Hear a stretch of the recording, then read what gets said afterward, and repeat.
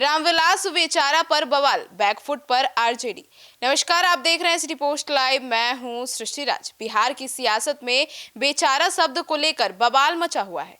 सदन में जब आरजेडी विधायक कुमार सर्वजीत ने दिवंगत रामविलास पासवान के लिए बेचारा शब्द कोड का इस्तेमाल किया, तब बिहार विधानसभा बजट सत्र में बवाल शुरू हो गया। कुछ देर के लिए सदन ठप करना पड़ा और एलजेपी नेता अपने कार्यकर्ताओं के साथ सड़क पर उतर गए।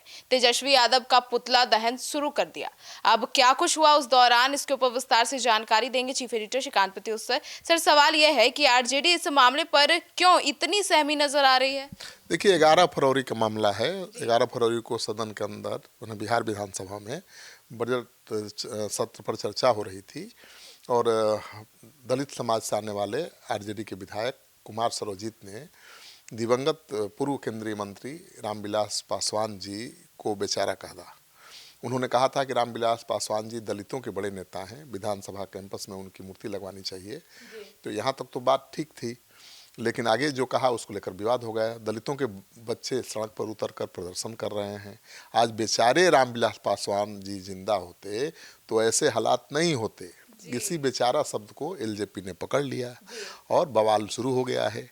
आज भी विधानसभा सत्र में माफ़ी मांगने की मांग को लेकर एलजेपी और सत्ताधारी दल के नेता बवाल करने वाले हैं। तो आज विपक्ष कम, सत्ताधारी दल के नेता ज़्यादा बवाल करेंगे, विधानसभा में कर रहे हैं। जी सर, तो ये कुमार सर्वजीत अब क्या सफाई दे रहे हैं इस मुद्दे पर? कुमार सर्वजीत से लेकर उनकी पार्टी के तमाम नेता गलती मानने को तैयार ही नहीं है।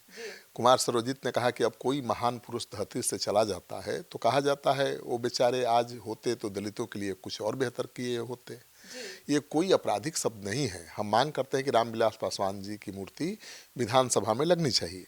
आरजेडी विधायक कुमार सर्वजीत ने माफ़ी मांगने से बिल्कुल इनकार कर दिया है और उन्होंने कहा है कि बेचारा कोई गाली नहीं है, हम पासवान जी की मूर्ति लगाने की मांग कर रहे थे और बेचारा कह दिया तो कैसे अपमान हो गया। जी सर, तो दिवंगत रामविलास के कथित अपमान पर चिराग पासवान ने भी नाराजगी दिखाई है। बिल्कुल, अब तो ये तो बहुत बड़ा मामला है भाई, चिराग जी कैसे चुक जाएंगे। कुमार सर्वजीत के बयान के 4 दिन बाद लोक जनशक्ति पार्टी इस मामले को लेकर एक्टिव हुई। 15 फरवरी की शाम एलजेपीआर के अध्यक्ष और केंद्रीय मंत्री चिराग पासवान ने पार्टी के एक पोस्ट को शेयर किया। लिखा, रामविलास पासवान बिहार के गरीबों और दलित पिछड़ों के मसीहा थे। आरजेडी का यह अपमान करोड़ों वंचितों की भावनाओं पर चोट है। 15 फरवरी को पार्टी के प्रदेश अध्यक्ष राजू तिवारी, बिहार प्रभारी अरुण भारती, गन्ना उद्योग मंत्री संजय पासवान के नेतृत्व में पटना के कारगिल चौक पर प्रदर्शन किया। एलजेपीआर के नेताओं ने आरजेडी नेता तेजस्वी यादव का पुतला फूंका। 16 फरवरी को पार्टी के गोविंदगंज के विधायक राजू तिवारी भिड़ गए सर्वजीत से और विधानसभा में इस मामले को उठाया और तेजस्वी यादव से माफ़ी मांगने की बात मांग करने लगे।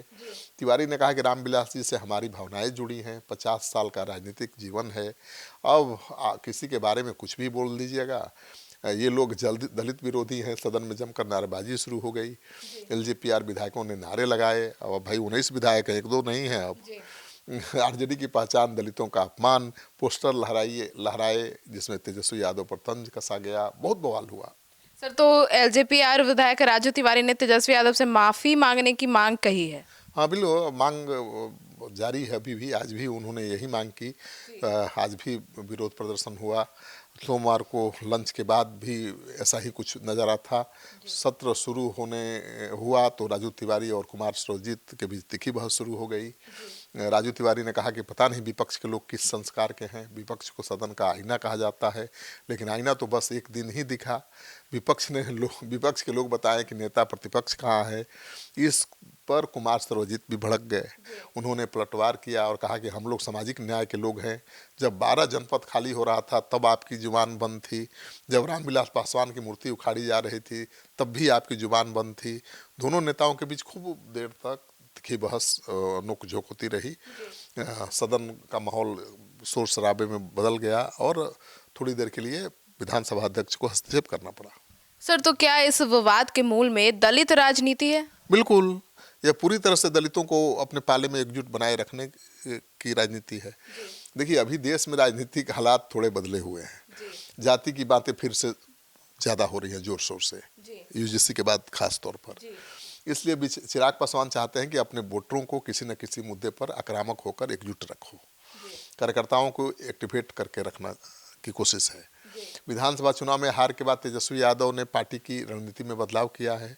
आरजेडी कुमार सर्वजीत को आगे कर दलितों को साधने का प्रयास कर रही है। आरजेडी ने पासवान समाज से आने वाले सर्वजीत से बजट पर चर्चा शुरू कराई, सदन में उनको आगे की जगह दी। पार्टी उनके कद को लगातार बढ़ा रही है ताकि दलित वोट बैंक में सेंधमारी की जा सके, और ऐसे में चिराग पासवान कैसे चुप रह सकते हैं। तो उन्होंने रामविलास जी को बेचारा जो कहा था उसी को मुद्दा बना दिया और हो गया है बवाल। सर, तो बिहार में दलित वोट बैंक की अहमियत क्या है? देखिए, एलजेपी के संस्थापक दिवंगत रामविलास पासवान जी दलितों के बड़े लीडर थे, देश के बड़े लीडर थे। माने बाबा भीमराव अंबेडकर के बाद कोई ऐसा बड़ा दलित नेता नहीं हुआ जो रामविलास जी के कद का हो। बिहार में करीब 20% दलित आबादी है, और 2025 विधानसभा चुनाव में दलित वोटों में पिछले चुनाव की तुलना में बहुत ज़्यादा एनडीए को समर्थन मिला है। एलजेपीआर के परंपरागत वोटर पासवान दुसाध समाज ने इस बार भारी संख्या में एनडीए का समर्थन किया है। करीब 62% लोगों ने एनडीए के लिए वोट किया है। 2020 विधानसभा चुनाव में जब चिराग की पार्टी एनडीए से अलग होकर चुनाव लड़ी थी और नीतीश कुमार की पार्टी की दुर्गति हो गई थी, उस समय पासवान समुदाय के 31% वोट एलजेपीआर को मिले थे, और इस चुनाव में और ज़्यादा मिल गए।